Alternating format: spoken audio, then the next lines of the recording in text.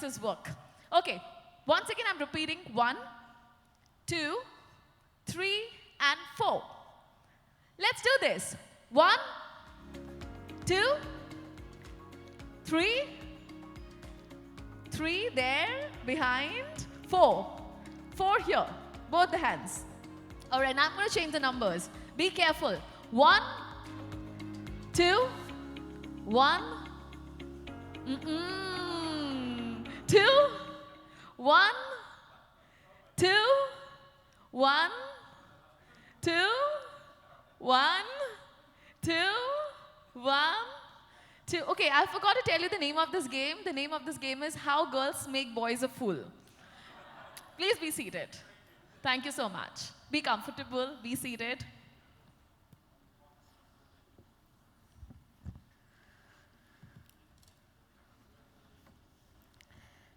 So once again, ladies and gentlemen, welcome back. It's now time to begin our next block, which is block 2. This block features sessions on highly sought after laws in today's scenario, such as merger and acquisition, insolvency, and restructuring.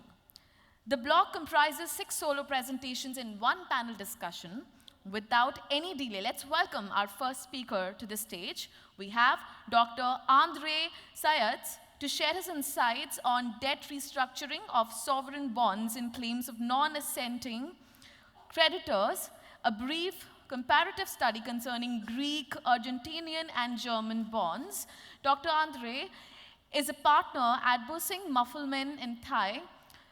He is admitted as a lawyer since 1990, admissions office at the Berlin location, member of the Bar Association Berlin, specialist attorney for employment law. His major practice areas are banking law, commercial law, employment law, with special focus on capital markets, sovereign, and public bond matters. Ladies and gentlemen, please give one hand against the other. Let's welcome him on stage.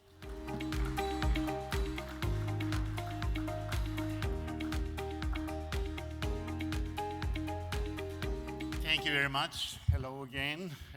It's a pleasure to open this second session, and by chance I got at the head of the list of the presenters. And as already said, we will talking about M&A insolvency and restructuring, and I would like to let you know a little bit one part of restructuring, and that is the restructuring of sovereign bonds, and a subject that is not so stressed in the discussion. Do we have some? No, I do not have any form of slideshow. No. Oh, okay, good. I would like to talk about government bonds. The issuance of government bonds is rising steadily. According to the International Monetary Fund, around 140 trillion in sovereign bonds are now issued worldwide every year. The number is constantly growing. After taxes, the issuance of bonds is the most important financing instrument of governments worldwide.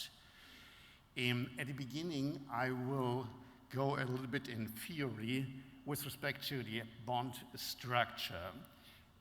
Government bonds are debts of a country that are securitized in bonds.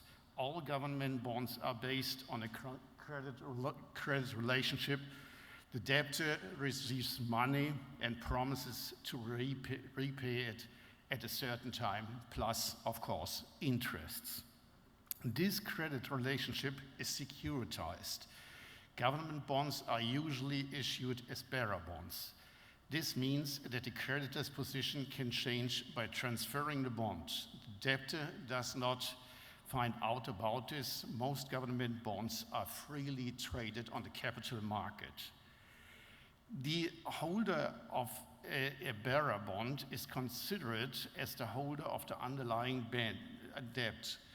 This special feature facilitates the circulation of bearer bonds. In addition, there is another special feature for a bearer bond. The debtor pays the holder of a bearer bond with discharging effect. He therefore does not have to fear that a third party will make a claim on him again for the same debt. Sovereign as debtor default on interest payments, just like private individuals, or cannot pay the debts from government bonds at all in long term. Unlike private individuals, sovereign debtors cannot become insolvent. This makes government bonds attractive but also vulnerable. What happens if the debtor cannot longer pay? It is he cannot either pay the interest or even make the repayment at maturity. The only way out is the restructuring, which follows a certain practice with government bonds. Debt restructuring, of course, has two sides. The debtor wants to reduce his debt burden. The creditors obviously do not. Sovereign debt can be rescheduled before or after default. Preventive debt restructuring usually involves less harsh cuts for creditors and is completed more quickly. 2/3 of all debt restructurings started after the default. Since 1950, according to the International Monetary Fund data, there have been about 500 different sovereign debt restructurings involving 100 countries. Usually, debt restructuring started by talks with creditor representatives or the Club of Paris. Following, the debtor makes an offer to change the bond conditions. The changes always mean deterioration of the bond conditions. The changes concern the interest rates or the currency or the payment terms or, and that is the main thing, the repayment or the aggregate amount. The reduction of the actual claim amount is also called a haircut. A reduced claim takes the place of the previous claim. The amount of the haircut varies considerably in debt rescheduling. Of course, it depends on the debtor's ability to pay.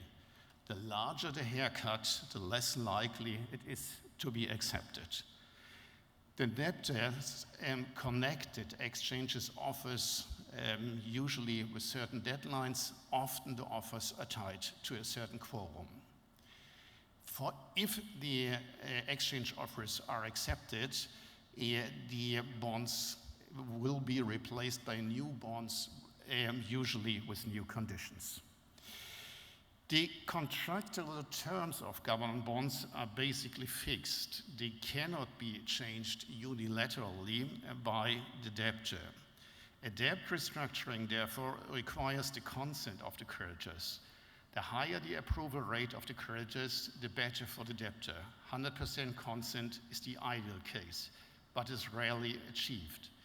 In principle, creditors who do not agree to a debt restructuring that we call holdout or non-assenting bondholders retain their original claims.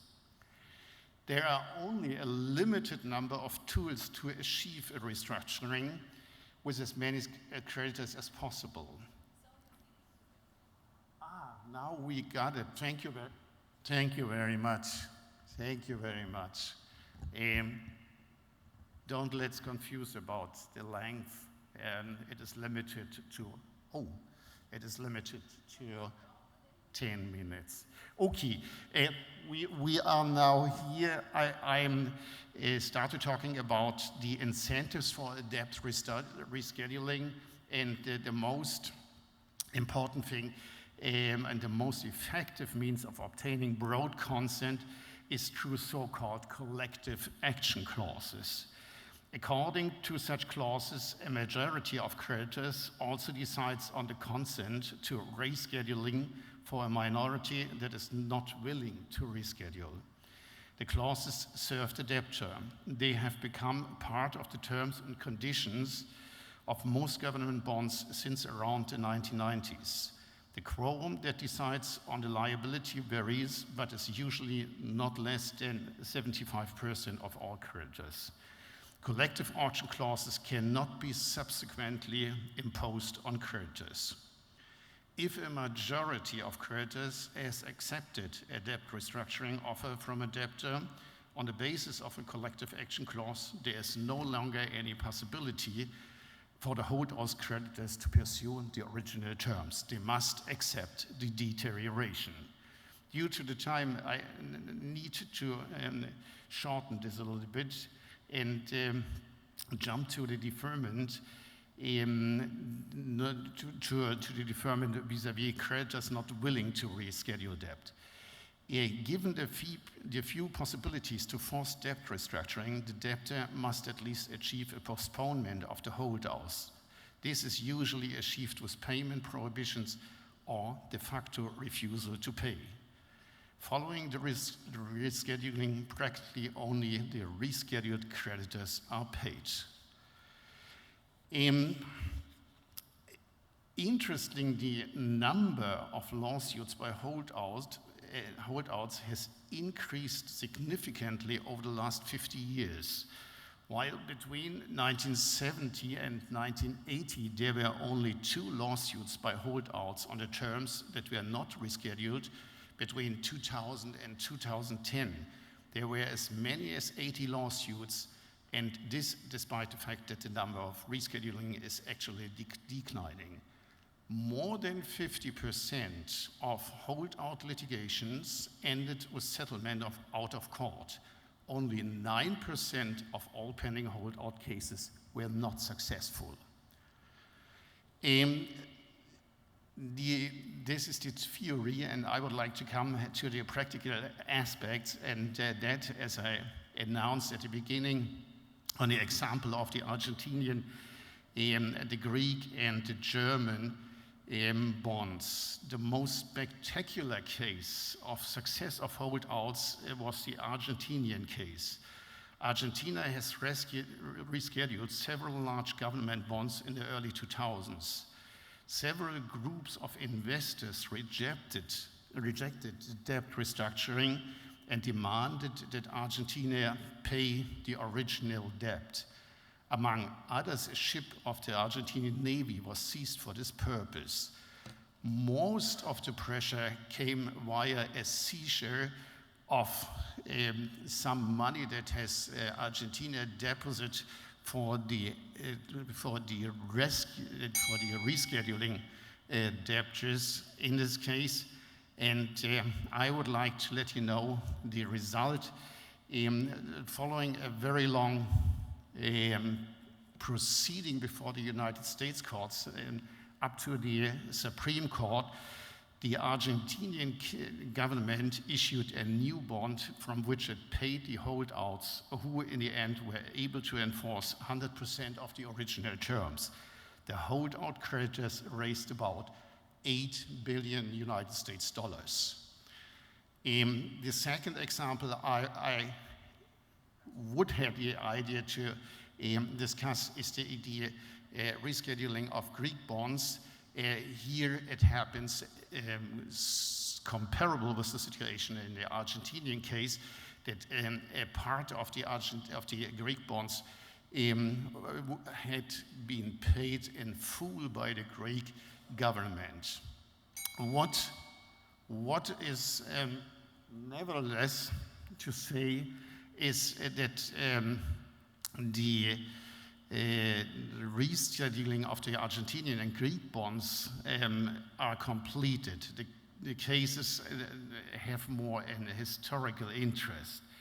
What is most interesting is that there are some overdue German bonds that are outstanding, and these are bonds that were rescheduled following the Second World War.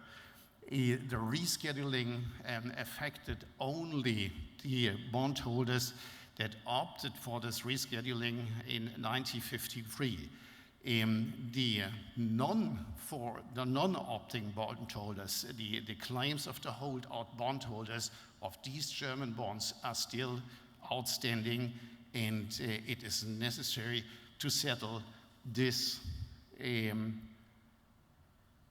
debt problem for the debtor, what is the German government. And due to the time, unfortunately, I could not stress this point anymore.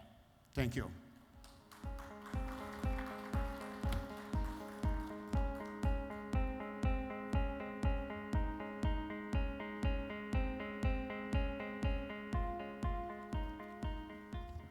Thank you, sir, for your valuable insights.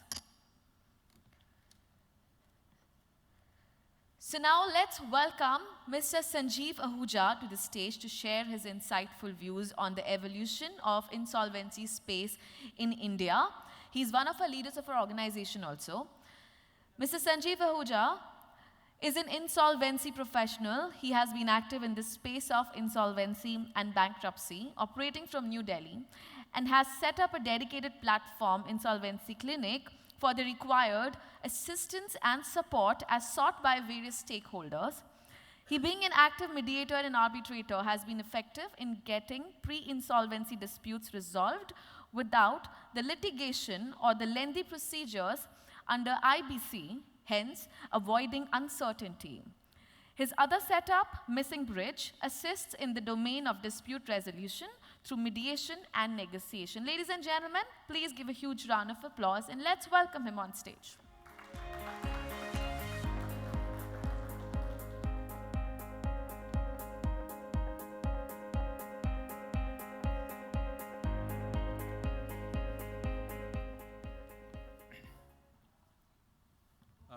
Good morning once again. Am I audible at the back as well? Right? So I'll try and restrict myself very much to timelines, which is about 10 minutes. I have about 10 odd slides. Intent is to take you through a very interesting piece of legislation called Insolvency and Bankruptcy Code, known as IBC 2016, as far as India is concerned. In the previous session, you've heard, one of the gentlemen, Bharat, talking about GST.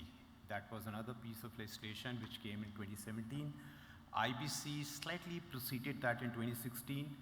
These were two important pieces of legislation supposedly to be the game changers in India.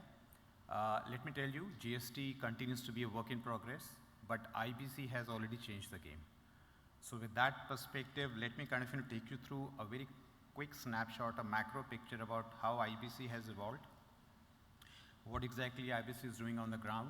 I won't burden you with statistics or too much of data.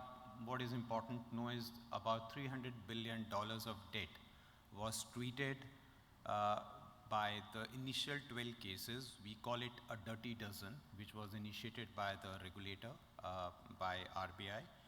And then half of them have kind of got resolved, but more about it later. Probably we'll also have some queries, questions during the panel session. So let me begin with the macro view. So I'll probably move. Just let me understand. How do I go next? There's the next one. Okay, so with regards to the insolvency regime, it's I repeat, it's an ever-evolving law. It's 6 years till now, but as we speak, there'll be some amendment being planned, either in regulations or in the main code by the legislature, because it's a draconian law in a way. We are yet to find a law or statute which can lead to a death of a non-natural person, right? It does lead to. So in case the resolution, which is the whole idea, there's a whole genesis of initiating a process to help a corporate debtor, a company in distress, to come out of the distress, look at a restructuring, look at a resolution. In case of an unfortunate failure, the company needs to get liquidated and eventually dissolved, which means it's a death of a company, which is a non-natural person. So it's, from that perspective, we call it a draconian law. And 6 years young or 6 years old enough to have known everything which will happen on the ground, we are still kind of going through the phase. And the evolution has been pretty interesting, very exciting. As per the code, there are 4 pillars which drive the entire processes. So prior to kind of going through the 4 pillars, let me quickly run through the preamble of the code. I'll quickly read it for the betterment of most of you. So it's an act to consolidate and amend the laws which were relating to the reorganization and insolvency resolution of corporate persons, partnership firms, and individuals in a time-bound manner. That becomes the main USP, time-bound manner, for maximization of value of assets of such persons, to promote entrepreneurship, availability of credit, and balance the interest of all the stakeholders, including alteration in the order of priority of payment of government dues. So that's very interesting. Like, that's another USP, I would say. The crown debt, or the debt which is owed to the government in a way, actually comes much later in a waterfall in case of a liquidation. And of course, there had to be an establishment of a regulator called Insolvency and Bankruptcy Board of India, which regulates this entire process. And there are two set of professionals which are also regulated by them, apart from creation of regulations, which is nothing but a subordinate legislation. So the four pillars which are supposed to carry the weight of this entire code and move forward are: first, adjudicating authority, we call it National Company Law Tribunal. This is like a company law board. The mandate is to adjudicate the issues, of course, monitor the process, and of course the disposal of the applications which come under the court. The second is Insolvency and Bankruptcy Board, which is the regulator, as I said. That's part of the preamble, so that's the most important pillar. Of course, for all four of them are. So they regulate insolvency professionals, which again is one of the pillars. They regulate registered valuers, which is again a very important aspect in the entire process. And they are also having a very important role with regards to the drafting of the regulations, as I said. Third is insolvency professionals. These are licensed professionals who act as the resolution professional or liquidator, or they don the hat, depending on the need of the hour. It's all prescribed. And then fourth pillar is the information utility, primarily for addressing the situation of asymmetry of the information. So they wanted everything to kind of come together. So then it becomes an easier task, because the USP continues to be a time-bound resolution. Okay. Quickly, the main processes under IBC. The first is the corporate insolvency resolution process. As it's self-explanatory, as it says, resolve the debts, seek the revival of the company, save the enterprise and its value through restructuring with existing or a new management. So that's important. Second is liquidation. That's in case of a failed resolution process. Normally it's a fallout, as I say, of a failed process. Purpose is to unlock the value from the assets of the company, distribute among its creditors as per the waterfall. There's also one important aspect, voluntary liquidation. It'll be important for people coming from different jurisdictions. So in case what happens, a multilateral, multinational organization has a requirement of creating a subsidiary, or associate company, and once it outlives the objective and you need to close, right? Just to avoid any kind of repercussions with regards to non-compliance, corporate governance, all those things. The only way out is a voluntary liquidation, which is prescribed under the court, and that's the way it needs to be followed before you close the company.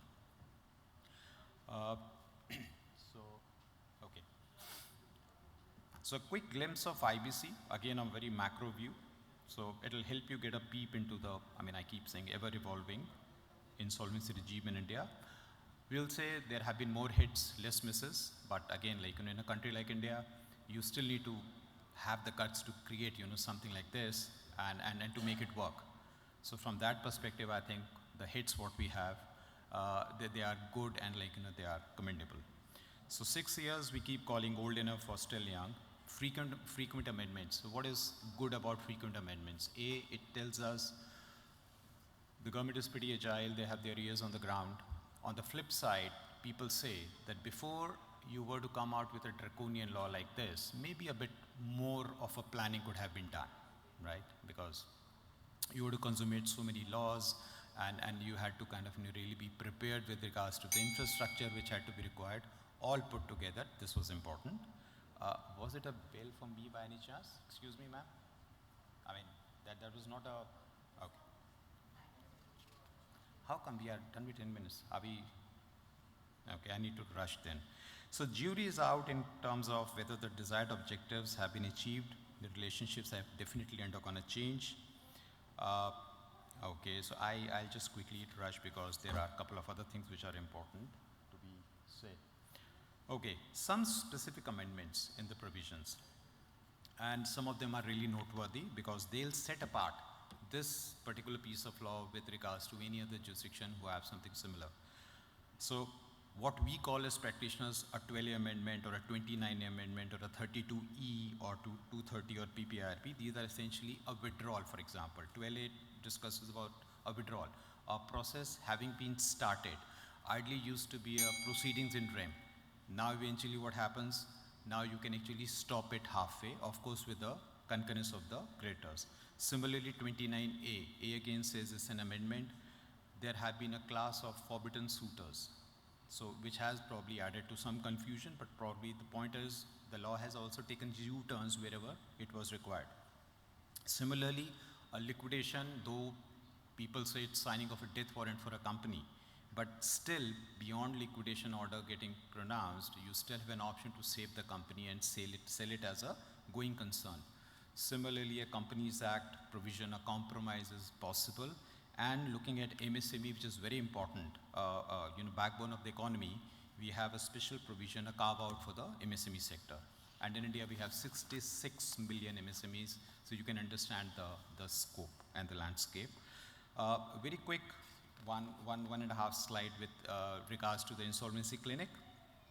We are following a very simple methodology.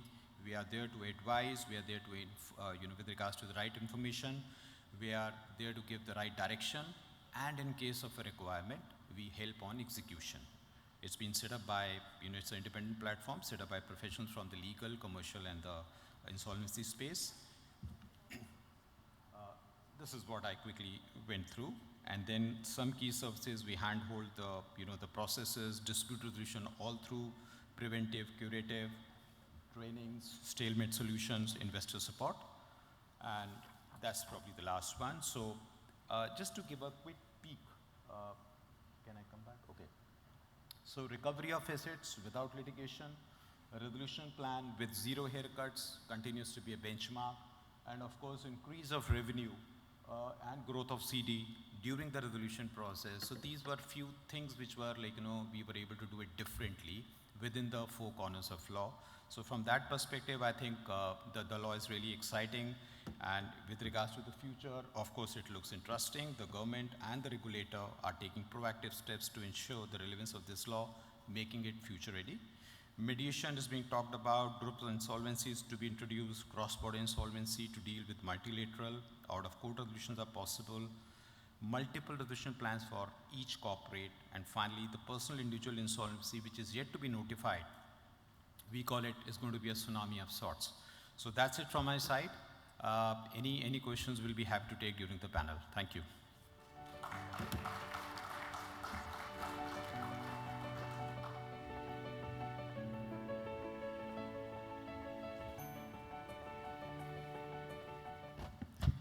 Thank you, sir.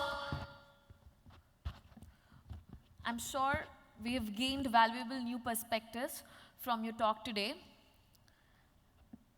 So ladies and gentlemen, our next speaker is Mr. Gandasan, who will be shedding light on the intricacies of distressed merger and acquisition and cross-border M&A. Let's give him a warm welcome as he takes the stage. Mr. Brian is an independent commercial barrister from New Zealand. He's a committed legal service professional with corporate and commercial law expertise and with extensive project, oil and gas, electricity and infrastructure sector experience. He's listed by Euromoney's guide. So ladies and gentlemen, please give a big hand and let's welcome him on stage.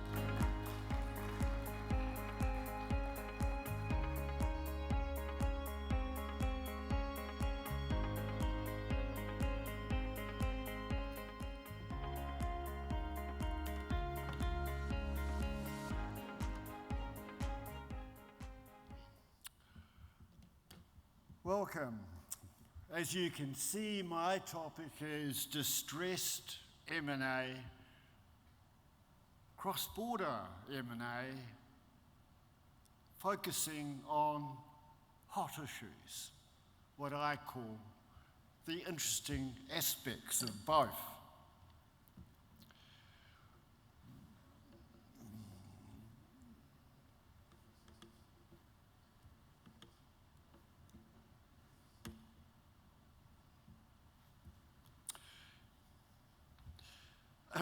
My perspective comes from my own practical experience, which you may have gathered from the introduction, related mostly, but not exclusively, in energy markets, where there is a history of distressed M&A and, of course, cross-border M&A.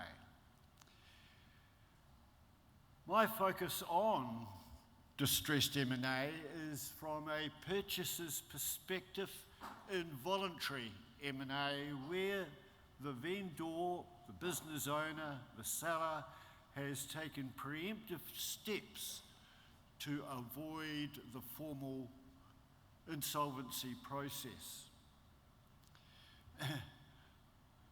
As you can see from the overhead, the reasons usually are one of financial distress, needs immediate response, an immediate need for cash, and need to avoid reputational damage. And the critical feature which distinguishes distressed M&A from normal M&A transactions is urgency. And that critical feature has time implications for both the due diligence process and the completion of the sales documentation. The implications for due diligence I've listed.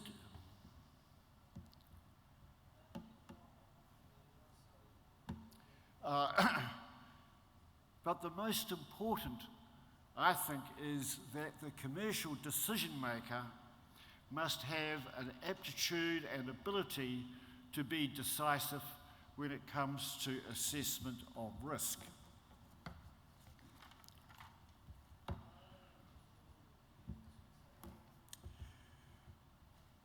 The standard due diligence is obviously applicable, but there has to be a special focus on all aspects I've noted in that overhead, but all in the context of the implications which impact from the relevant insolvency regime.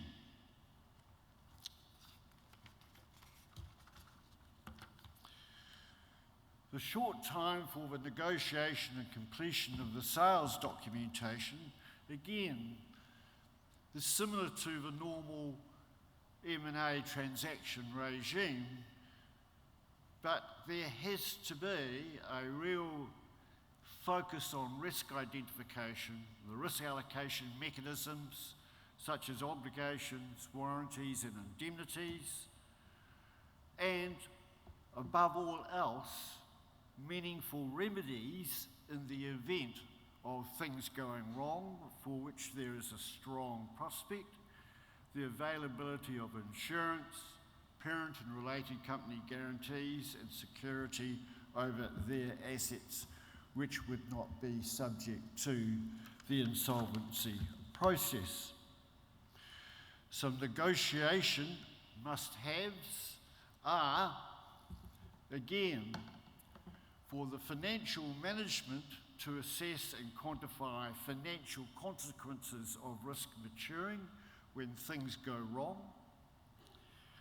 having in mind a clear rationale for assessment of quantification of the financial consequences to reinforce the negotiation process, and a willingness to discount for risk, but not to be too risk averse, and to have a strong focus on the business interest in the distressed assets, business or whatever, usually key assets, a key business division, and potentially important management.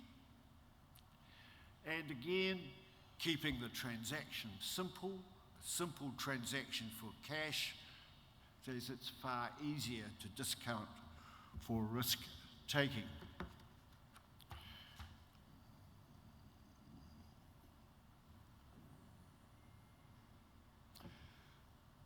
So cross-border M&A and hot issues.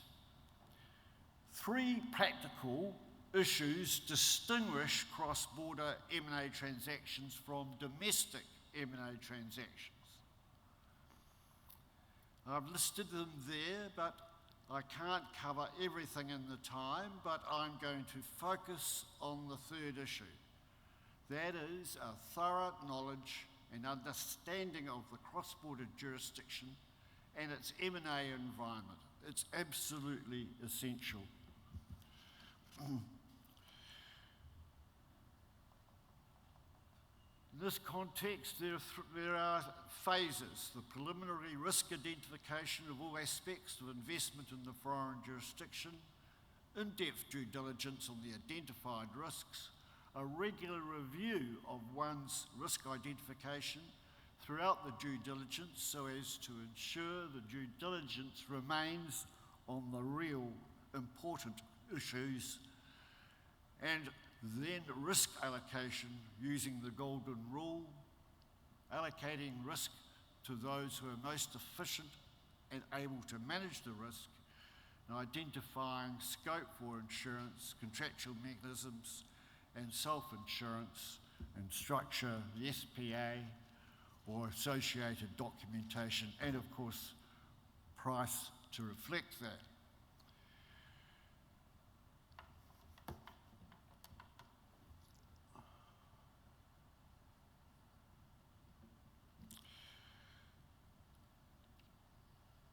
Some critical issues, again, the political risk, and in some aspects, native or indigenous rights are very important.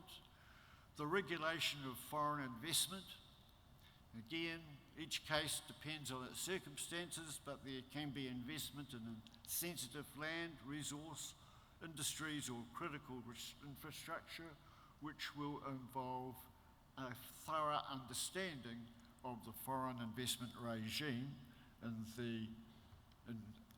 domestic jurisdiction. And the M&A environment, the way local businesses do business. Very important to understand the local M&A environment, and by way of example, the part of the world that I am from, privatisation. Been a remarkable, over the last 10 years, of privatisation of state assets. And each jurisdiction has its own process for dealing with that. And if one is investing in the privatisation process, you must need a thorough understanding. And also, again, in the context of cross-border M&A, meaningful remedies, a possibility of a breakup fee mechanism, focus on creditworthy third-party credit support providers, and efficient dispute resolution and enforcement.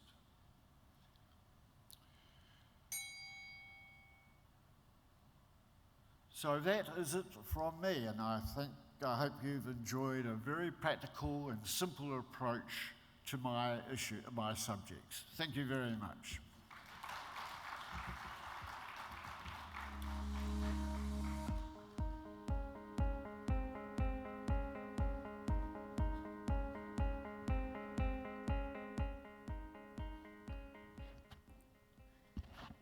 So your unique perspective was truly captivating. Thank you so much. So now I would like to invite on stage Mr. Clarence Anthony, our esteemed speaker, to enlighten us with his insights on the topic cross-border M&A in India, emerging trends. Mr. Clarence Anthony is a corporate partner at Trilegal India and focuses on mergers and acquisitions, joint ventures, and private equity investments. He represents a number of prominent clients, including the Stillfront Group, Brookfield, Falcon Edge, and others. Ladies and gentlemen, please welcome him on stage.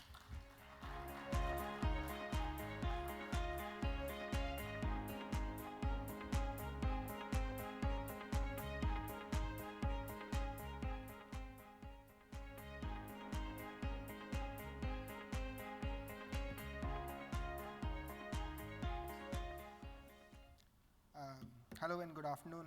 I hope this is an interesting session. I've tried to keep it brief, so I may actually be short on content versus time. A bit about Trilegal. We're one of India's largest law firms. We are about 700 plus lawyers right now, coming up on maybe 1,000 by the end of this year, across 5 offices and 100 plus partners. We are a full-service firm. I personally am an M&A lawyer, and basis the introduction, I primarily do cross-border M&A. I'll move on. I actually only have one slide, and the objective was to just touch on some of the key sort of points of discussion. So I guess before I jump into sort of the emerging trends, it's useful to give you a little bit of context. Indian cross-border M&A is largely driven by considerations around India's exchange control regime, which for anyone who's dealt with India will be aware that it is a constantly changing regime with the regulator constantly adapting to the way transactions are structured, and India's ever-evolving tax regime. This has sort of been the main 2 drivers for most deal structures. So I guess let me pick on some themes that you may otherwise be familiar with from other jurisdictions. So the first thing that we saw a lot of activity on in the past, say 2 or 3 years, has been the use of rep and warranty insurance. Now, historically, rep and warranty insurance was almost alien to the Indian market. And when sort of buyers came to us and asked us whether there was an opportunity to use rep and warranty insurance for a deal, the answer was, well, no, and nobody really understands it in India either. However, in the past 2 or 3 years, we've seen, increasingly the use of rep and warranty insurance becoming popular. It's gone from the infrastructure deals, which were high-value deals driven by foreign acquirers, into deals such as tech and pharma, which have attracted sort of rep and warranty products being used. The second area is actually an outcome of a change in our regime around outbound investments. Historically, India had a very archaic regime around what Indians could do on their outbound investments, which regime effectively prevented us from doing standard stock swap acquisitions, which you can do elsewhere in the world quite easily. In 2022, we sort of changed our law, and we almost entirely rewrote the code. And as a result, today, it is actually possible to do a number of things that you're otherwise very familiar with doing from an acquisition standpoint elsewhere in the world. So stock swaps, for instance, while you cannot do them strictly in the way that you understand it elsewhere, which is in a tax neutral manner where you just give stock for stock, there are ways in which it can now be structured, which gives you, well, not all the tax benefits, but a number of the long-term commercial benefits that one would ordinarily expect. It does involve some legwork. It involves using a company in India as opposed to individual stakeholders. It could also be done using what we call phantom structures, where you do a stock swap, but you don't really get stock of the acquiring overseas entity, but you get stock of the target in India that is reflective economically of the stock of the overseas target, overseas acquirer. And then there are some indirect structures as well, which are more contractual rather than based on securities. But the net effect of all of this is a lot of the cross-border acquisition structures we're seeing today are increasingly using sort of in-kind consideration and stock swap sort of structures, which previously were sort of not doable. The third thing that I'd like to talk about is the use of sort of lock boxes versus deferred consideration and post-closing adjustment structures. Now, a lot of other places in the world you find lock boxes being the more popular way to deal with sort of sign to close or accounts date to close changes in revenue, cash flow, and performance of the business. We have in India not actually used lock boxes as popularly. In fact, lock boxes, I would say maybe 2 in 10 deals, 3 in 10 deals. Most deals are structured using post-closing adjustment constructs where we use either deferred consideration or escrow mechanisms to deal with the adjustment. Now, interestingly, Indian exchange control laws also regulate the kind of escrow you can do. So you can only really do an Indian rupee denominated escrow which is non-interest bearing with a bank in India. This obviously is challenging because most deals are dollar denominated and people don't want to take risks on the rupee dollar exchange rate on that escrow amount. But that's sort of an unfortunate reality of doing an escrow. Of course, you can get around it if you were to simply do a holdback, which is also a pretty popular way of achieving this. The next one is, and sorry, I'm rushing through these things at a high level. The next one is asset acquisitions versus slump sales or business acquisitions. So historically, and this is not only true for cross-border, but lots of international entities with businesses in India looking to buy off products like pharma assets or IT assets are today increasingly doing asset acquisitions or itemized sales rather than business acquisitions. And the main driver for this has been tax. Because of a change in our tax code a couple of years ago, goodwill, which is one of the big aspects when you do a business acquisition, has become sort of a non-depreciable asset in many circumstances, and has resulted in acquirers saying, okay, let's just buy the asset, pay the indirect tax on it, and use that credit for our ongoing business, as opposed to bringing on an asset and paying some amount of goodwill which we cannot depreciate from a tax standpoint. This has actually resulted in deals being structured, deals which are otherwise business acquisitions being structured as asset acquisitions or being restructured as asset acquisitions from a tax standpoint. The next two, exploitation of the FEC I wrote and an extensive sort of seller non-compete and non-solicits. I'll just touch upon both.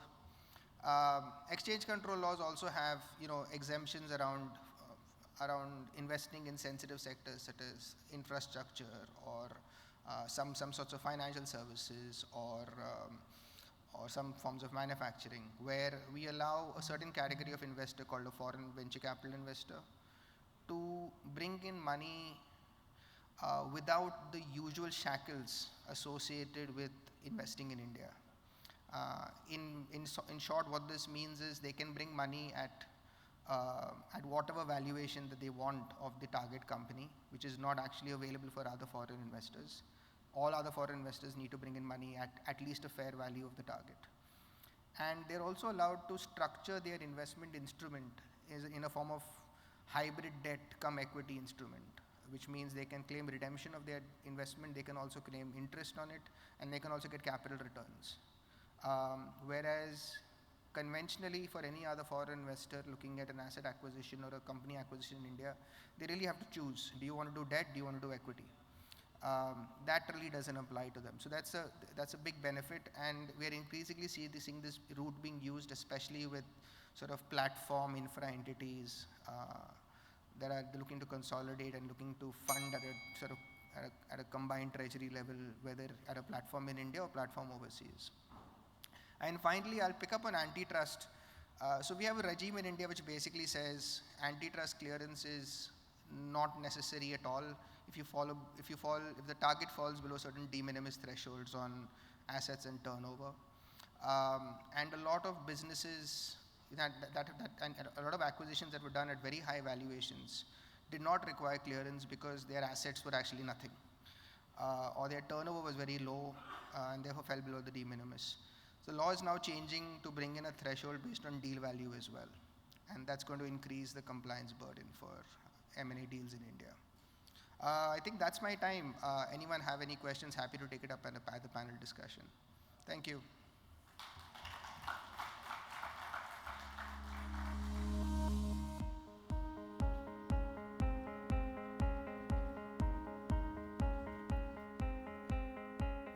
Thank you, sir, for expressing your thoughts vividly.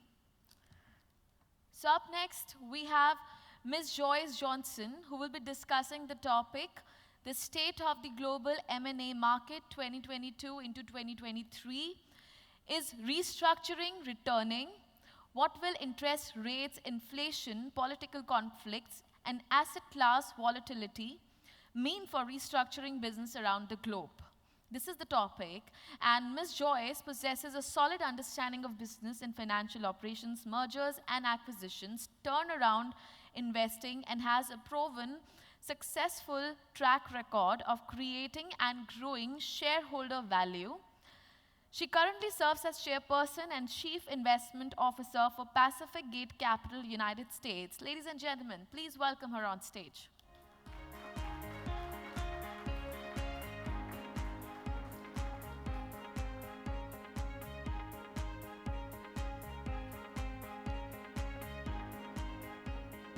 Good afternoon. Good afternoon. My name is Joyce Johnson Miller, and I'm the Chairman and Chief Investment Officer of Pacific Gate Capital. Unfortunately, I'm not an attorney, I'm not an economist, but I am what is known as a credit junkie, having invested in distressed assets for most of my career. Started my career at a place called Cerberus Capital Management as a second employee. We managed over $104 billion in the early distressed markets, and I left when we were at $66 billion. Yes, I started when I was 12 years old, y'all. I'm going to put my remarks around the global market as it stands right now, and for those of you who haven't invested in the distressed field, just to share some of the economic reasons why we think this market is going to be a frothy market. The state of the global M&A market right now has really experienced a 12-year run. If you look at 2008 on to 2012, we're back down to those levels. So that's a real indicator since 2022 of a significant decline. Pretty much throughout the entire world, 35% decline year over year. That is dramatic. And for most of the sectors, there are particularly a few that we think that we'll see some real changes. And by the way, this is all before the decline of Silicon Valley Bank and some of the banking crises that we've seen. Some of the key sectors that we see is in real estate, significant overvaluing there. For those of you all have a background in the real estate sector, we think that this is going to be a frothy area for economic investment in the distress side. Automotive. Automotive is experiencing some pretty unique changes in sector valuation, primarily due to the shift to EV, is the number one driver. The second driver, which we find interesting, probably affects less people in this room, and it's that our young people are driving less. They want to see more autonomy, more EV. They're just moving at a different pace. The other two sectors that are experiencing some significant declines, primarily due to overvaluation, are in the healthcare sector and the tech sector. We've seen technology companies that were pricing their valuations purely on revenue and not on profit. We've seen significant layoffs in the last few months in those sectors as individuals and corporate investors have insisted on now trying to get the Googles and the other big companies to a profit stage, and we need to see that. Let's look at a few of the drivers, the two big issues and drivers for the restructuring market. And this is a busy chart, but if you look down, the bottom says loss of Russia and Ukraine assets. That probably was a bigger issue a year ago than it is today. But as you got up this train and see certain things like financial market instability, technology disruptions, we'll see that in a lot of industrial companies, a real slowdown, financial market instability. These are the drivers by which we'll see distressed investing come to light. I should note that 93% of CEOs interviewed in the last 12 months believe that we'll have some type of recession and that they will have to undergo some type of restructuring, be it cost restructuring inside their own companies and or balance sheet recoveries.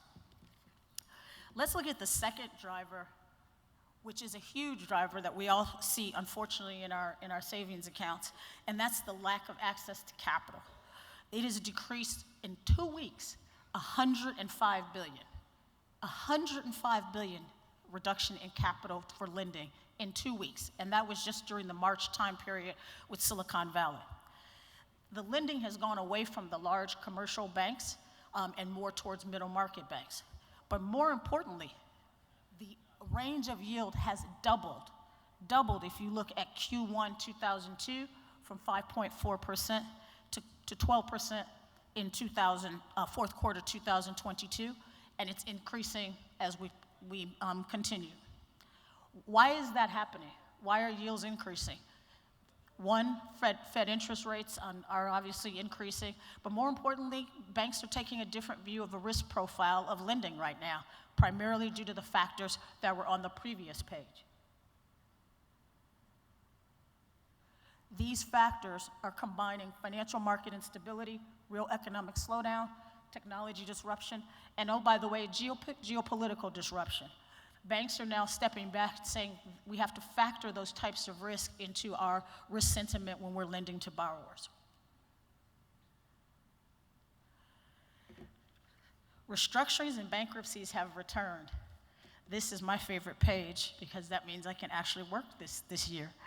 The bankruptcies have increased by more than 19% and projecting, by more than 10% and projecting a 19% increase next year and going forward. In the USA alone, projecting 40% increase to over 18,000 bankruptcies, and they're varying in size. I'm gonna pause for a minute and ask, is anyone here restructuring or bankruptcy attorneys? Anybody? I was gonna say you're about to get very busy with work. The heavy focus on real estate in Asia is leading to the 20% increase.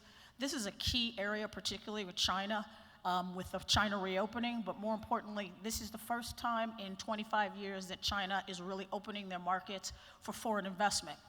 Why? Because they invested heavily in real estate at very high valuations, and the government cannot bail out every transaction, so they're looking for foreign partners. I raise that as if any of you all are Hong Kong attorneys or others, this would be a wise time to get back into this sector. And the last slide, because I am going to beat the clock, because I don't like that bell, is the global implications for restructurings. There are two types of restructurings, out of court or various types of bankruptcies, depending on what domicile you're living in. The current sentiment right now is that out of court will be in favor, primarily due to the timing by which you can effect a restructuring. There's a view that the experts believe that 2023 and 24 will be more out-of-court restructurings, and 2024 and onward, depending on recessionary environments, could involve more actual filings in various countries. The real key driver is whether restructurings will be a simple balance sheet fix, meaning a company is over-levered and just operationally is fine, but just has debt on it from a longer time period, or whether it's a real operational fix. Current sentiment, again, believes that most of the things happening right now will be a balance sheet fix, except for Silicon Valley Bank. That we didn't see that one coming. This is the combined view of overvaluation of tech and a bank like Silicon Valley lending too much into one sector that obviously had valuation shrink. Second issue is corporate downsizing. Won't spend a lot of time on this. Everybody's seen it in the papers, layoffs, inventory reductions, supply chain issues, key drivers for restructuring initiatives. Again, it's viewed that CEOs and management teams are right now really focusing on their operating costs, hoping that the operating costs and reductions can offset current high leverage ratios, but we'll see. I think we have earnings announcements coming out the next 2 quarters that really help drive what type of restructuring we're underway there. Investors. Anyone here on the investor side besides me?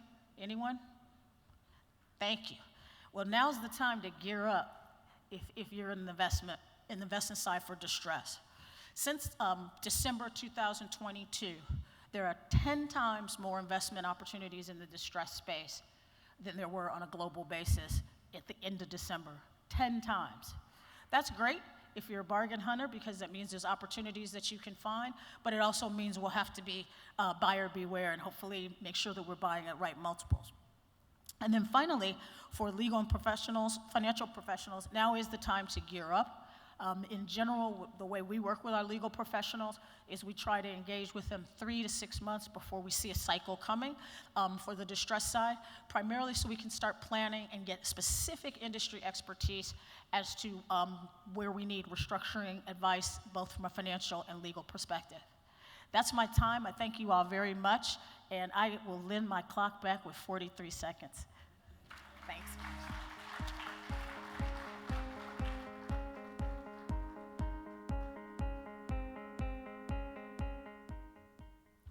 Thank you so much, ma'am.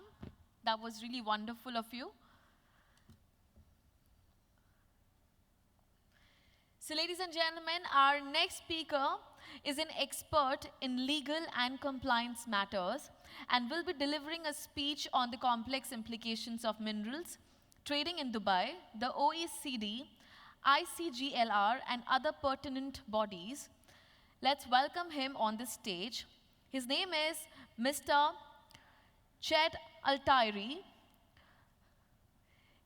He's a corporate attorney and business affairs executive in practice for over 15 years, handling public and private equity and debt security financing, international mergers and acquisitions, angel venture capital and private equity financing, project finance, banking transactions, supply chain due diligence, etc. He's also licensed to practice in Washington, D.C., Florida, UK, Dubai. He's a certified anti-money laundering specialist, certified fraud examiner, certified global sanctions specialist, certified crypto asset anti-financial crime specialist. He's also certified Know Your Customer Associate, certified FinTech Associate. Ladies and gentlemen, let's give a big hand and welcome him on stage.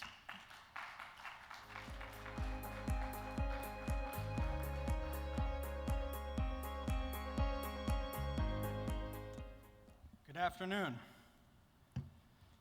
So let's talk about gold. I wanted to say thank you for attending this event, which is quickly becoming the leading legal conference in the world. I'm also grateful to His Highness Sheikh Mohammed bin Rashid Al Maktoum for making this gathering possible. It's an honor to be here with so many leaders, and I appreciate the opportunity to explore the potential of the UAE. Thanks to the World Law Alliance for organizing this event and to the team who worked hard to make it happen. Thank you all. The public perception of the mineral trading business is that of a glamorous, alluring, and exciting industry. It literally sparkles. It's fast-changing and ambitious, but like most things in life, the reality tells a different story.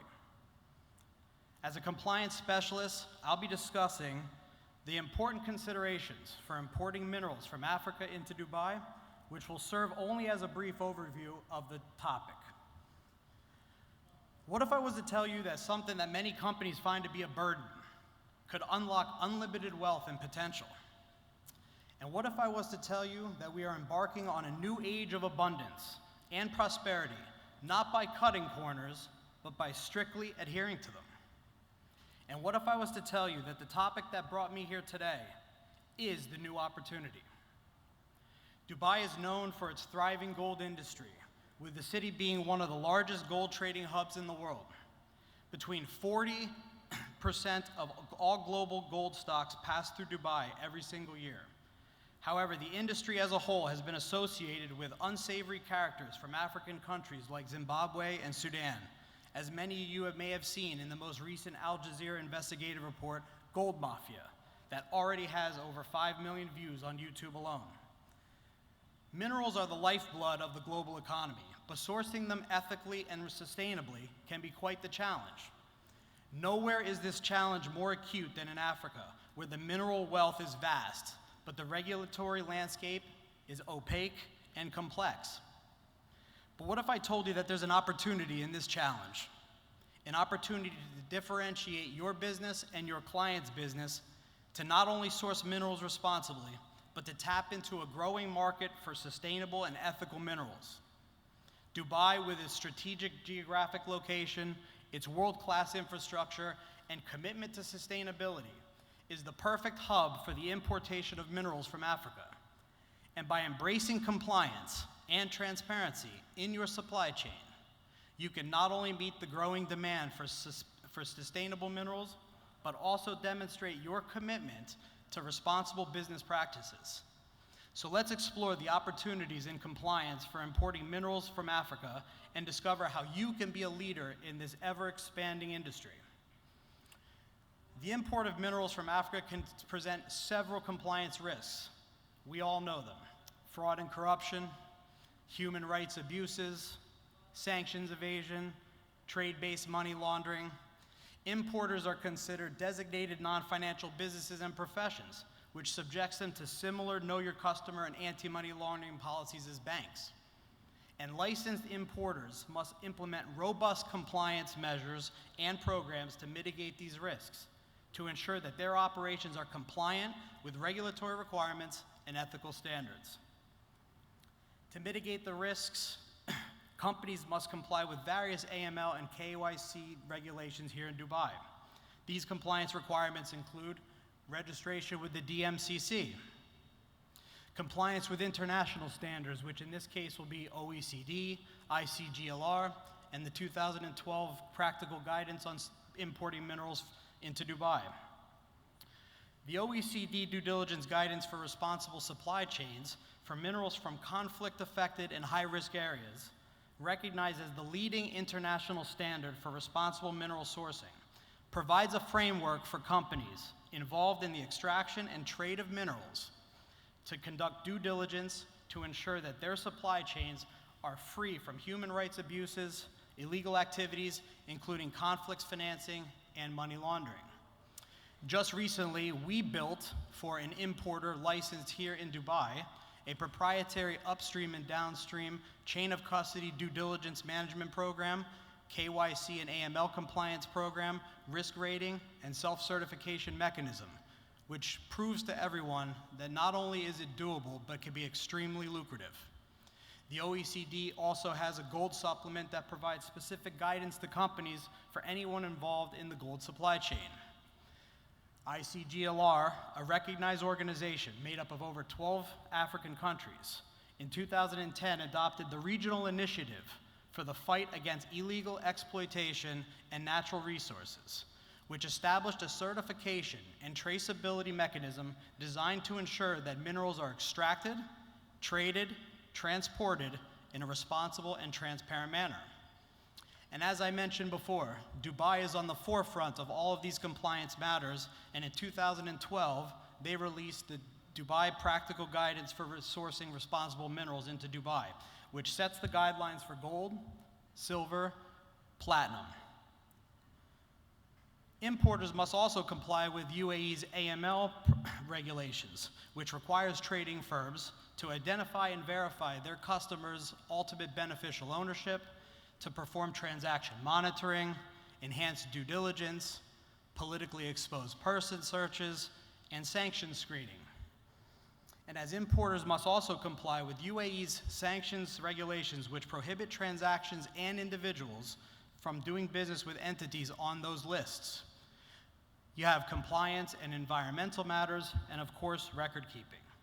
So, importing minerals from Africa to Dubai presents several compliance risks, particularly in relation to anti-money laundering and know your customer rules. Mitigating these risks, as I've mentioned before, importers can ensure that their operations are compliant with regulatory requirements and do not contribute to the illegal financing activities of corruption and human rights abuses. Trade-based money laundering involving minerals imported from Africa and the bank's various roles in all of these techniques has also been of significant concern in the last few years.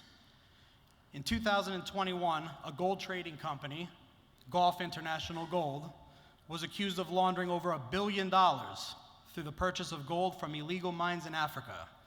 It was alleged that the company was involved in the smuggling of gold from the Democratic Republic of Congo, Tanzania, and Uganda, and it was used falsified documents and under-invoicing to conceal the value of the gold being traded.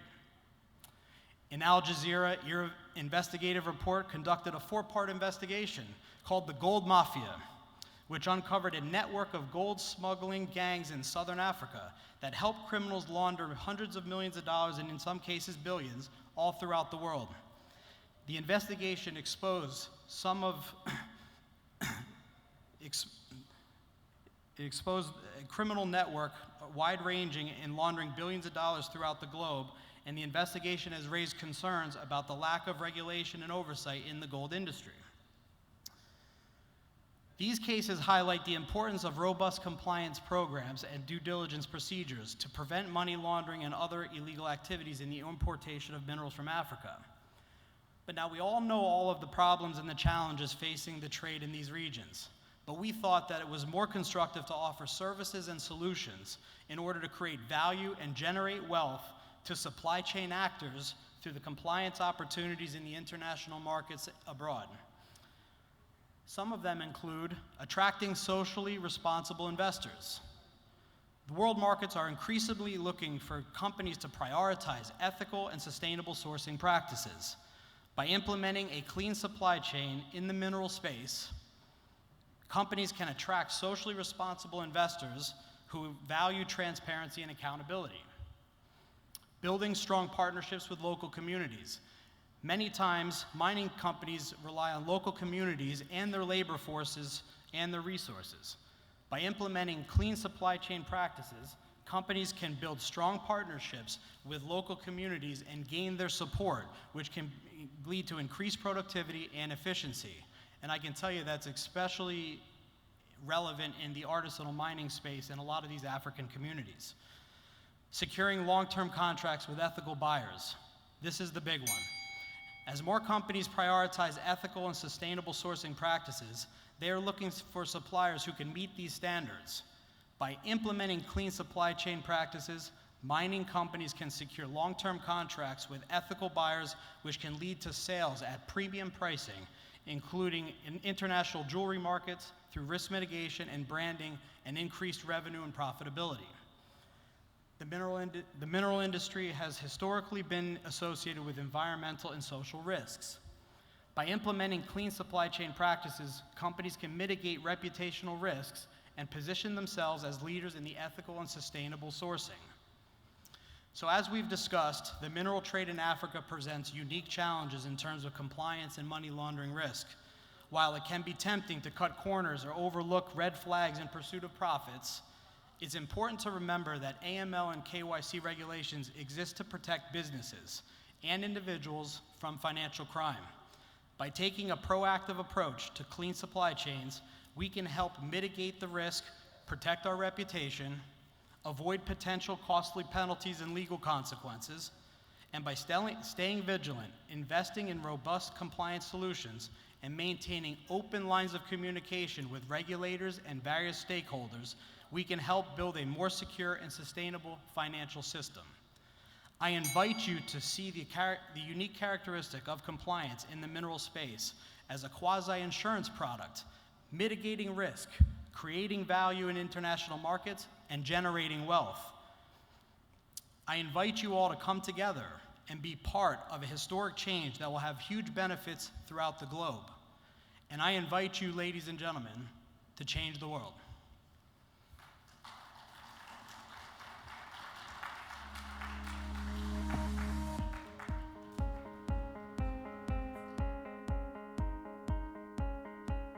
So please stay back, because now I'm going to call all the presenters who came in the block 2. So it's time to shift our focus towards the panel discussion featuring speakers from different parts of the world as we delve into the topic of M&A, insolvency and restructuring. Our panel of speakers include some of the most respected names in the industry, and we're delighted to have Mr. Sanjeev Ahuja, Mr. Chad Altairi, Ms. Joyce Johnson, Mr. Brian Gunderson, Dr. Andre Sayeds, and Mr. Clarence Anthony. Please, ladies and gentlemen, let's give a huge round of applause and welcome them. I request Mr. Sanjeev Ahuja and Mr. Brian Gunderson, who are our moderators, to kindly take over from here.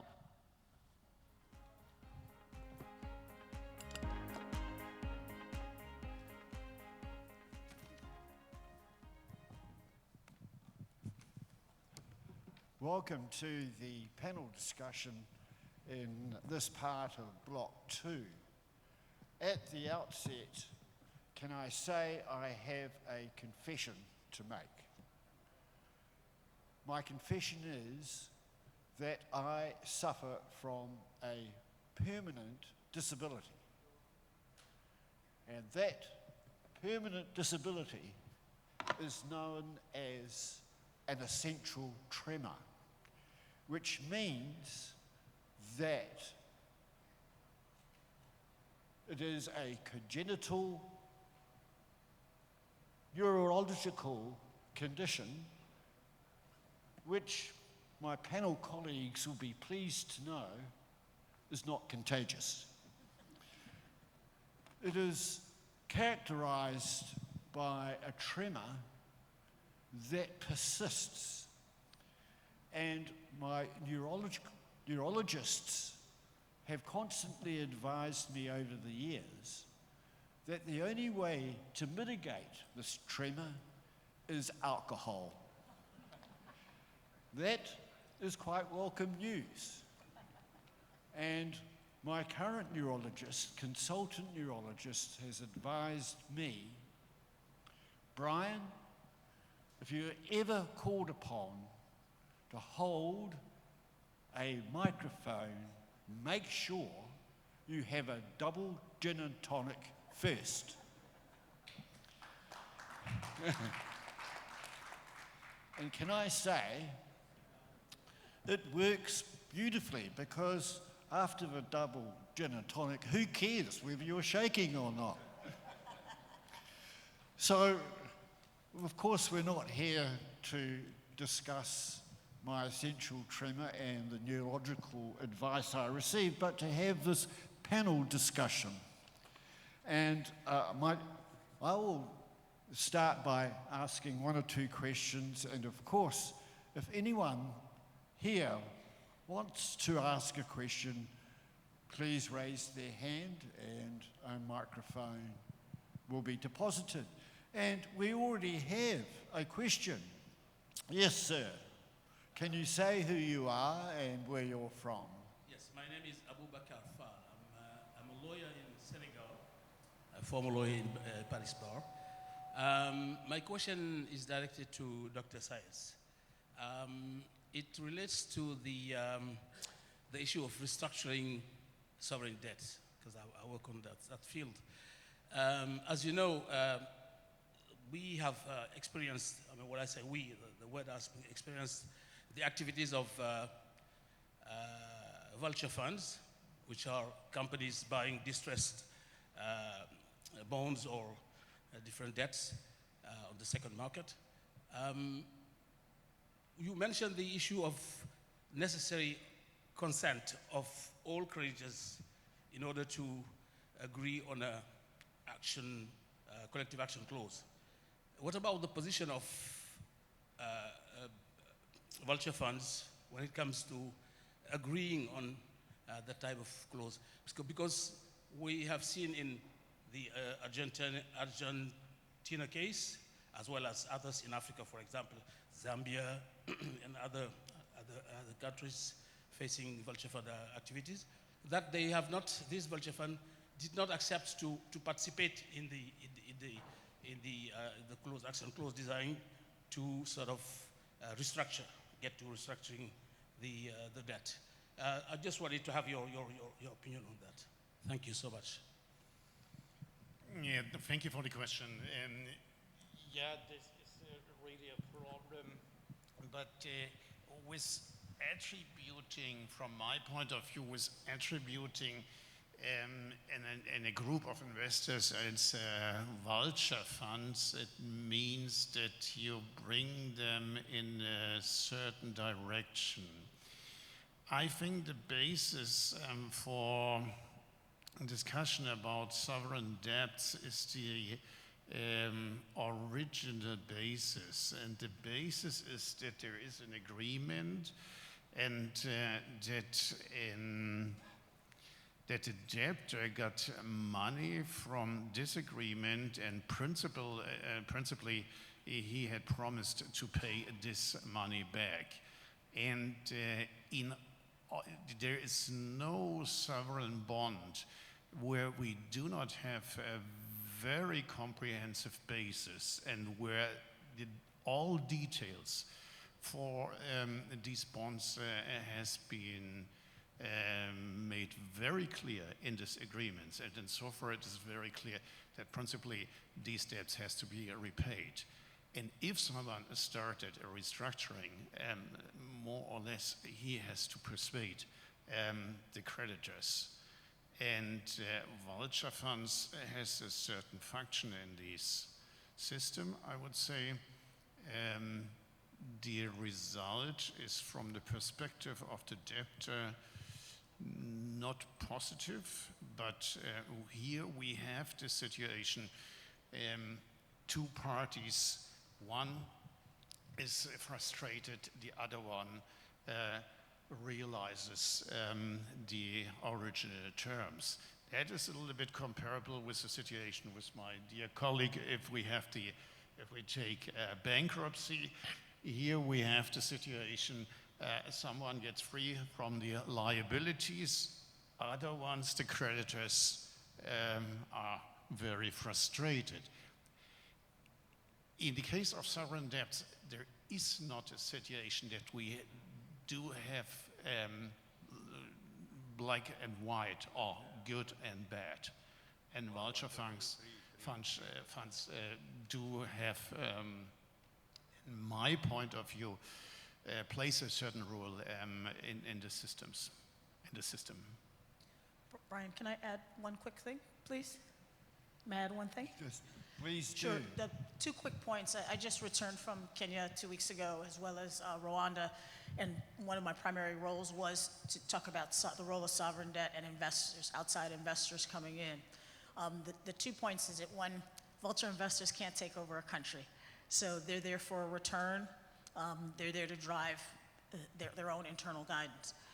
The second reason why I was there was to have a different discussion regarding restructuring of sovereign debt bonds, in that instead of asking, particularly in the continent of Africa, for these sovereign guarantees, can we not structure public-private investment partnerships so that the amount of the sovereign guarantee or debt is less? Why? Because for some reason that has been the MO, which is asking for sovereign guarantees from Africa from a lack of trust. I'll say, as a woman of color, I wish that would go away or decrease. However, the second is to help allow the countries to invest more in their own countries, rather than having to post various guarantees and sovereign debt for simple infrastructure-related or investment transactions. So happy to chat with you about it offline, but spending a fair amount of time on that on your continent. Thanks, Brian. Julie, you care to comment on, obviously an insolvency specialist, how it impacts or contributes to an effective M&A situation in various jurisdictions? Okay, so the way the law is evolving in India with regards to insolvency, it is opening up a lot of opportunities for people to pick up companies in totality, as well as the asset specific. So over the period, what has happened is, the way M&A space used to operate in our country, I mean in India, for example, so it was like, the flexibility which normally an investor would have, right? That was definitely a very key feature, where what exactly you want, what fits into your scheme of things, whether it's a strategic acquisition or it's a aggregation of a kind. Over the period, once this law has come in and has been notified, there are very important features which are kind of evolving. There are limitations with regards to the investment, the kind of investors which are eligible to pick up those assets. Then the law is currently very prescriptive in terms of what can be done, what can't be done. So in terms of the do's and don't list, it really requires a professional to kind of go deeper, right? Handhold you through the process. What can come back and hit you from where? Because as I also spoke and during my presentation, that the law is evolving. We're trying to understand what exactly will be the output, how well we'll be able to kind of, achieve our objective in terms of entrepreneurship or availability of credit. But most important point to be seen is a typical M&A, the way you have the kind of flexibility, that is not truly available right away. Yes, opportunities are now coming out in dozens over the period because, the sell side mandate is a given thing. A professional is an officer of the court, which is appointed by, NCLT or a court. He has to run through a process. He has to come out with the expression of interest in the market, which is a kind of a global tender. Anyone from across the globe can actually make a bid for the asset or for, for the company as a whole, even during the resolution process or even, I would say, beyond the liquidation, as we said. But the point is, the do's and don'ts are pretty prescriptive. So one really needs to understand that, right from the point that how you can bid, what makes you eligible, what exactly would be the process to be followed, and eventually after getting the order or a award or a judgment, still can that be challenged because somewhere the fine print says it should be compliant with all the applicable laws. And somebody has to yet provide me a list of all their laws which are applicable to a company at a point in time. So from that perspective, the law is evolving, but yes, it is throwing up a lot of opportunities and true bargain opportunities, I would say. Do you mind if I add to that? Come back to you Do you mind on if a I related add? topic, but we have a contribution. Yeah, yes. I can. I'll just add to that a little bit. I think the fact that we now have a more robust insolvency regime in India is also in the current environment, especially with the number of entities such as entities in the tech sector struggling to meet with their cash flow demands and not being able to attract fresh capital. We're seeing distress being a key driver for a lot of M&A deals. We're looking at companies with very limited runway being forced into M&A transactions by their investors, and it is increasingly becoming a favorite of sort of well-capitalized large Indian business houses and also well-capitalized overseas entities to look at such sort of acquisition targets as sort of viable acquisition targets from a consolidation or roll-up perspective. And one of the main reasons for that is if this, the creditors of the entity could actually otherwise put it into insolvency, and the insolvency code would be a pretty strong way of effectively disposing the assets at a much lower cost. So the insolvency code has definitely contributed to an uptick in M&A. Thank you. We're going to shift focus. We're going to ask Chad a question which I had arising from his very interesting presentation. Actually, it's two questions. Chad, you really urged on us to get behind Dubai as being the hub. Where do you see the competitive pressure coming from? Where else would that hub might be? And the second question, which is related to my own experience in terms of resources, is the importance of long-term contracts. And one of your points that you made in relation to opportunities for importing minerals from Africa was the importance of long-term contracts. What do you perceive as a long-term contract in terms of duration? Well, one of the things that we try to do is have long-term contracts that lock in pricing at a discount off of spot, and then organize for all of the several cooperatives and the villages that we work with and work on their compliance components. So, for example, you want to put together the upstream and downstream due diligence program. You want to show every single transaction from the mine site to the cooperative, from the cooperative to the exporter, all taxes paid, all ICGLR certificates handled, and then obviously then export out into the international markets. So by putting together all of the transactions and noting all of the transactions, you create a clean supply chain. And we think Dubai is perfect for this because it's one of the best gold hubs in the world. And I think also in the long term, you'll get premium pricing from the jewelry markets because you have mitigated the risk as a quasi-insurance product for any of the risks for human rights abuses that could be involved in the minerals that they trade. We also think that there's going to be branding opportunities here in Dubai and in some other countries to be able to brand the jewelry in a way to where people feel very comfortable with buying it and they want to pay premium prices for it. Thank you. Right. Joyce, one of your points was the emergence of direct lending, and it's really has taken over from commercial bank lending in M&A transaction funding, and intuitively one's reaction to direct lending from multiple lenders is increased transaction costs. What do you think about the impact of increased transaction costs associated with direct lending? Sure. Well, the primary increase in transaction costs is driven from the fact that these aren't fully regulated institutions, and they're not FDIC compliant. Therefore, there's a different insurance risk to back the actual loan. The spread is not as wide as you would think, depending on what you're investing in.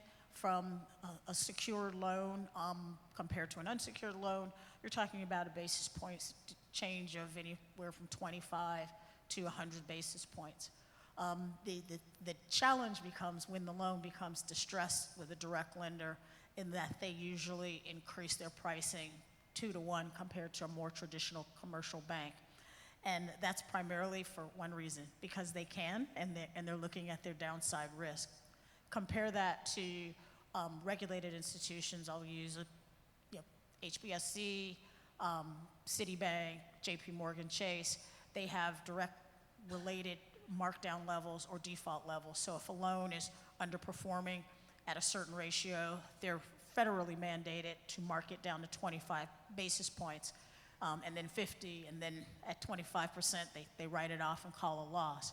There they have more lending guidelines as to what they'll charge as a spread for default. So it's a little more regulated and focused, as opposed to the direct lending market is a little more aggressive. Thank you. At this stage, are there any questions from the audience to any of our panelists at the moment? Is there someone at the back? Yes. Thank you. My name is Lior Shankar. I'm from Alto Law Firm from Israel. Excuse me that I can't pronounce your name. My question is for you. You spoke about compliance. How is it monitored in your company? Is it by people, compliance officer, or is it by systems? Like how you can follow up all of it?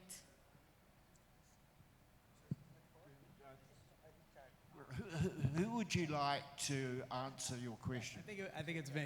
Oh, you said you, sorry. You're a compliance professional? No, the firm is. So the approach that we took was we built all the systems out completely proprietary, and we built them out custom. So, we went through the OECD, we went through ICGLR, we went through the Dubai Practical Guidance, we went through Dodd-Frank. We also looked into the various villages and cooperatives in Africa, and we spoke to them, and we got various craft reports, and we looked at some of the ministerial decrees that came out, and you start to get a flavor for the types of things that government agencies, Ministry of Mines, SAMAPE, places like this are looking for. So we created a custom system that really encompassed all of the international standards, but then also aspects of ministerial decrees that did not show up in the international standards, especially dealing with environmental risks and different social risks. So we basically built a custom program, a custom risk rating program, and then we created questionnaires, had those questionnaires to be answered by the mining cooperatives directly. Once you get those questions, then you answer and put together tables and risk ratings, and then you risk them from there. But what I noticed that was also important was we also had to do a risk rating on ourselves as the exporter out of Africa, let's say, for example. We would go through and then list all of the items that the mining cooperatives and the mine sites would also be subjected to. We subjected ourselves to them, and then we issued those in our report as well. Moreover, we did a full KYC and AML and supply chain due diligence program on the importer here in Dubai, because Dubai is extraordinarily strict when it comes to their AML and their KYC. So we had to put together a complete program that had the mine sites, the cooperatives, the exporters, and then the importer, so that you had a full chain of exactly the responsibilities of the parties and whether they met those goals. And tomorrow I'm actually speaking about blockchain as well, and we're developing a blockchain program for the exportation of minerals, where every single transaction from mine site all the way to international market will have an immutable record on the blockchain. So this is the approach we took. I know it's probably time consuming and difficult, but we built everything completely out from scratch, and we felt that that was the best way to be in compliance with all international standards throughout the world. Thank you so much. Andre, you wish to make a brief comment as well. Yeah, I would like to use the chance to sit here together with specialists in M&A, and I have a question for both of you, Brian and my colleague in M&A, and that refers to the technical side of the M&A. That means the template or the form of the agreements. In Germany, we have the experience that over the last years, that the M&A contracts has been shaped by an American style. Although the German law is completely or slightly distinguished from American law, you know, we have the statutory law and so forth, a lot of things that should be a subject of M&A is regulated in statutory law. Nevertheless, the American style is absolutely overwhelming over the last 20 years. And I would bet, from what I know in M&A, that 99% of all M&A contracts are made based on the example of American contracts. And I would like to ask you whether you have the same experience, or whether in New Zealand or in India some other kinds of templates are able to shape the market, the M&A market. Thank you, but I'd see if there's another question from the audience. Do we have anyone wanting to pose a question? No, right. Well, would you like to respond to? I mean, I can quickly respond that the standardization of contracts for M&A as well as for bank loans primarily comes from the fact of how international trading happened in the secondary market. So originally, when I started, again, I started when I was 12, there was no standardization. So it was impossible to trade bank loans and to restructure. So Bank of England had a different set of documents, all governed by all the English banks and the UK banks, and the US had them. As Germany evolved and as international cross-border transactions really started to grow over the last 20 years, they developed a group called ILSTA, International Loan Trading and Syndication. That is a mouthful. That's where the standardization started to come in. Then part two of that is, so that was on the trading of actual bank loans. Then now as M&A came in, there was a broad view, I think amongst the legal community, hey, let's make this easy. We'll have it domiciled by country, but we want to have some similarities with regards to how an M&A document should look, what the various covenants in the document should be. So although not perfect, it's adopting standardization as globalization and international M&A proliferated throughout the world. Thank you. And Clarence, you wish to make a comment? Yeah, I can speak to it on from the India perspective. So I think in India, at least in Indian M&A deals, we see documentation that is largely akin to what you would see on a US deal. But we've also seen documentation that follows a more UK standard of documentation, which is a little simpler. Now, the overall form and substance of the document may be largely similar, but some of the positions taken differ between the two jurisdictions. And India, being a jurisdiction that has sort of learned a lot of its M&A deal making from the West, you see that we've adopted sort of a hybrid of positions in many ways. So somebody dealing with the Indian market is likely to encounter positions that they're not necessarily accustomed to dealing with if they come from a pure US experience or a pure UK experience. And that's driven by the fact that we've adopted but modified a number of the standards that we've picked up from there. And obviously there's a large number of things that have to be modified because of the laws in India. And many things that work in the West don't necessarily work in India as well. So we've had to modify and change the way the document works to achieve similar outcomes that one would otherwise want from an M&A deal. Right. Well, we have 1 minute, and is there any, in that minute, someone like to ask a brief question from the panel? You know, we are in between lunch and then, so I think like, you know, the priorities are changing now. If not, would you like to finish on the issue of creditor in control versus okay. debtor in possession debate, just briefly? Right. So I'll also kind of, you know, indirectly answer, you know, your query apart from, you know, what you asked. So, for example, the basis over the period has been, you know, debtors in possession with regards to insolvency. And this is the model which is, this the regime which is there in US, you know, continues to be the Chapter 11 filing of bankruptcy.